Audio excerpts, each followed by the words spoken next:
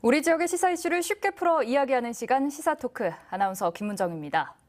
잊을만 하면 한 번씩 터져나오는 대리수술 의혹. 이를 예방할 방안으로 논의되는 게 바로 수술실 CCTV 설치 의무화입니다. 이미 수차례 법안으로 발의가 됐지만 의료계 반발로 번번이 국회 문턱을 넘지 못했는데요. 최근 이 논란이 대중들의 많은 관심 속에 여야 대결 구도로까지 쟁점화되면서 수면 위로 떠오르고 있습니다. 그래서 오늘 시사토크에서는 수술실 CCTV 설치 의무화에 대한 찬반 양측의 의견을 모두 들어봅니다. 이에 앞서 붕괴 위험이 높아 긴급 대피 명령이 내려진 지 오래지만 주민들이 떠나지 않고 있는 익산의 한 아파트가 있는데 어떤 상황인지 최영호 변호사와 함께 이야기 나눠보겠습니다. 안녕하세요. 예, 안녕하세요. 네. 익산 모현동 한 아파트에 지난 2014년 긴급 대피 명령이 내려졌습니다. 부실 시공의 건물 붕괴 위험을 이유로 들었는데요. 그로부터 7년이 지난 지금도 여전히 주민들이 머물고 있다면서요. 긴급 대피 명령이 어떨 때 내려지고 또 여기에 대한 강제성은 없었는지 궁금합니다. 긴급 대피 명령이라고 하면 이제 명령자 붙으니까 강제성이 당연히 있을 것 같죠. 네. 실제로 있어요. 근데 긴급 대피 명령 이후에 왜 아직도 사람이 살고 있지? 라는 의문이 드실 것 같아요. 그래서 제가 그간의 좀 사정을 설명을 드리면 익산에 있는 이 아파트는 이제 103세대로 1992년에 준공이 되고 여기가 아마 부실 시공과 하자가 좀 있어가지고 2002년도부터 이제 시공사랑 소송이 붙게 돼요. 소송을 계속 오래된 소송을 끌었고 이 기초적인 어떠한 하자 보수를 하기 위해서는 한 수십억의 돈이 필요하다고 했지만 손해배상으로 받은 돈은 한 7억 정도였어요. 그래서 이 아파트 입주민들끼리 그 돈을 받고 나서 사실은 좀 분쟁이 있었던 것 같아요. 입주자 대표 회의도 2개로 나뉘어지고 그래서 좀 아주 어려움이 있었다가 이제 크게 그 갈등은 한쪽은 좀 재건축을 하자는 갈등이 있었고 한쪽은 하자 보수해서 계속 좀 쓰자 이런 갈등이 있었는데 2014년도에 이제 박경철 시장이 당선이 되면서 좀 일부 한쪽의 어떠한 그 입주자 대표 회장과 좀 얘기를 하시다가 이제 이곳이 좀 더 이상은 안 되겠다. 그래서 D등급을 받은 이 아파트의 입주민들을 이제 이 재건축을 방향으로 나가야 되겠다 싶어서 긴급 대피 명령을 내리게 됐죠. 그래서 긴급 대피 명령을 내리게 되면은 이제 재난 발생 우려 지역에 대해서 대피 명령 할 수 있고, 이제 경찰 동원해서 강제로 다 끌어낼 수도 있고, 이 명령을 어긴 사람은 과태료도 받게 돼 있어요. 근데 왜 지금까지 사람이 계속 있지? 라고 우려가 생길 수 있죠. 아까 근데 제가 말씀드린 대로 양쪽의 한쪽 의견을 듣다 보니까 한쪽은 엄청 반발을 하고 이의 신청을 하고 익산시의회에서는 여기에 대해서 조사를 하고 졸속 행정이라고 했어요. 사실 주된 이유를 살펴보면은 여기가 D등급이라고 했잖아요.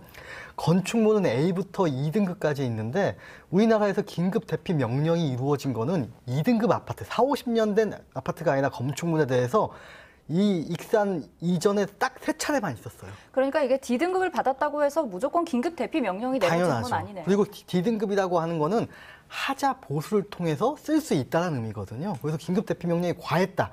졸속 행정이라는 얘기가 나왔고 입주민들이 당연히 이 얘기 듣고 반발을 하고 난 계속 여기 살겠다는 입주민들이 있었는데 익산시 입장에서는 이런 결정이 있어버리니까 내보내지도 못하고 그렇다고 여기가 실제로 위험하지 않은 건 아니니까 긴급 대피 명령을 철회도 하지 못하고 하는 상태로 2014년부터 지금까지 6~7년간을 그냥 지지부진한 상태에서 있었던 겁니다. 네, 그러면 지금 현재는 어떤 상황인지 먼저 보도 영상을 통해서 관련 내용 살펴보겠습니다.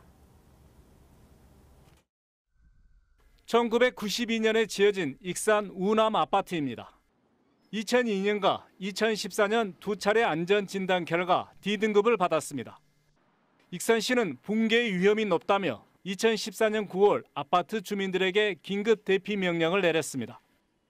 이에 따라 103가구 가운데 58가구가 떠났습니다. 하지만 45가구는 마땅히 갈 곳이 없다며 불안 속에 6년 넘게 살고 있습니다. 불안해서 당연히 하루하루 다시 와서 불안해서 못 살아요. 돈 없은 게 어디로 못 가 나도. 남아있는 주민들은 수십억 원이 들어가는 전면적인 보수는 엄두조차 내지 못하고 있습니다. 더구나 아파트 가치마저 하락해 재개발을 할 경우 제대로 된 평가를 받기 어렵다는 지적이 나오고 있습니다. 이렇자 익산시가 직접 나서는 공영 개발 방식이 해법이라는 의견이 나왔습니다. 이 아파트에 대한 보상가도 실제 긴급 대피 명령을 내렸을 때의 어떤 그런 그 당시 상황까지를 고려해서 어떤 재산 가치에 대한 일정 정도의 보상이 공적으로 저는 책임져 줄 필요가 있다고 생각을 합니다. 하지만 익산시는 공영 개발에 부정적입니다. 공영 개발 대상이 되기 위해서는 일정 면적 이상을 확보해야 하지만 우남 아파트는 기준 면적을 충족시키지 못해 어렵다고 말합니다. 또 형평성 문제도 있다고 설명합니다. D등급 건축물이라고 공영 개발을 해줄 경우에는 다른 D등급 노후 공동주택 단지들이 있잖아요. 그런 단지들도 다 요청을 할 것으로 예상이 되거든요. 긴급 대피 명령으로 떠난 주민이나 남아있는 주민 모두 불평과 피해를 보는 상황이 7년째 이어지는 가운데 해결의 실마리를 찾을지 주목됩니다. 네, 이렇게 재난 위험 건물로 지정이 된 이후에 총 103세대 중에 절반이 넘는 가구가 떠났지만 여전히 45세대는 거주하고 있는 상황이고 특히 그중에 몇몇 세대는 전월세를 전전하다가 경제 사정 등의 이유로 다시 돌아와서 살고 있는 경우도 있다고 합니다. 이렇게 위험도 위험이지만 주민들 입장에서는 경제적인 문제도 무시할 수 없을 것 같은데 이렇게 붕괴 위험 등을 이유로 긴급 대피 명령이 떨어질 경우에 해당 주민들은 이주비랄지 혹은 주거지 마련에 드는 비용을 전혀 지원받지 못하나요?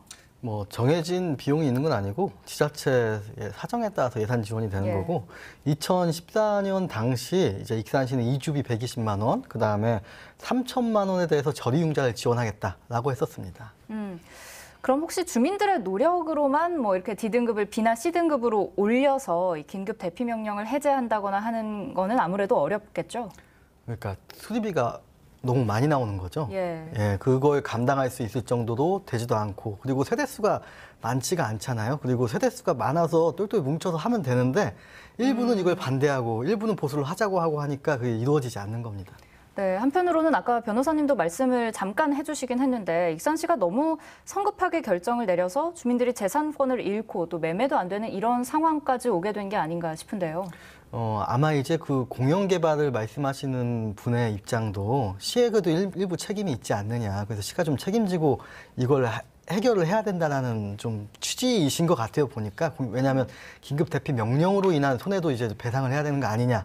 이런 부분이 있으니까요. 네.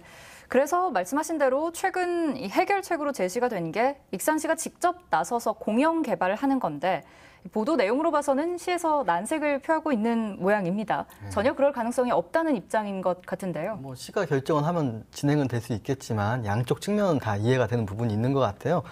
시 입장에서는 D등급 받으면 우리가 다 해줘야 되냐. 나중에 또 이 선례로 남아서 이런 데에 또 세금을 써야 되는 거기 때문에 형평에 반한다 얘기할 수도 있는 거고 사실 근데 주민 입장에서 보면은 좀 그 부실 행정, 졸속 행정으로 인한 긴급 대피 명령으로 인해서 반전은 이미 나갔고 이 반전이 이걸 또 책임지고 있는 상황이거든요. 그래서 여기에 대해서는 어떻게든 좀 문제를 해결해야 되지 않냐.